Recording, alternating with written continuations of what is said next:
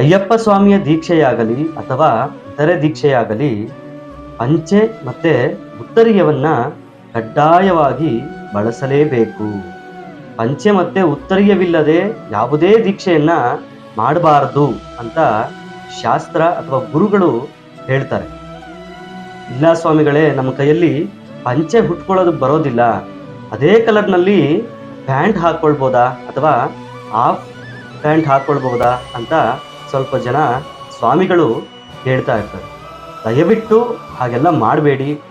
ಕೆಲವು ಸ್ವಾಮಿಗಳಿಗೆ ಮಾತ್ರ ಕೆಲವು ಕೆಲಸ ಮಾಡಲಿಕ್ಕೆ ಅಂತ ಅವರ ವೃತ್ತಿ ಧರ್ಮಕ್ಕೋಸ್ಕರ ಹೋಗ್ಬೇಕಾದ್ರೆ ನಿಮ್ಮ ಗುರುಗಳ ಅನುಮತಿ ಪಡೆದು ಪ್ಯಾಂಟನ್ನು ಧರಿಸಿಕೊಂಡು ಹೋಗಿ ಕೆಲಸವನ್ನ ಮಾಡಿ. ಅದು ಕೂಡ ಅಯ್ಯಪ್ಪ ಸ್ವಾಮಿ ಹತ್ರ ಕ್ಷಮಾಪಣೆ ಕೇಳಿ, ನನ್ನ ವೃತ್ತಿ ಧರ್ಮ ಸ್ವಾಮಿ ದಯವಿಟ್ಟು ನನ್ನನ್ನು ಕ್ಷಮಿಸು ಅಂತ. ಹಾಗೇನೆ ನಿಮ್ಮ ಕೆಲಸ ಮುಗಿದ ತಕ್ಷಣ ನೀವು ಪಂಚೆಯನ್ನ ಉಡುವುದು ಕಡ್ಡಾಯವಾಗಿರಲಿ. ಸ್ವಾಮಿಯೇ ಶರಣಮಯ್ಯಪ್ಪ, ನನ್ನ ಮನಸ್ಸಾಳುವ ಅರಸನೇ ಶರಣಮಯ್ಯಪ್ಪ.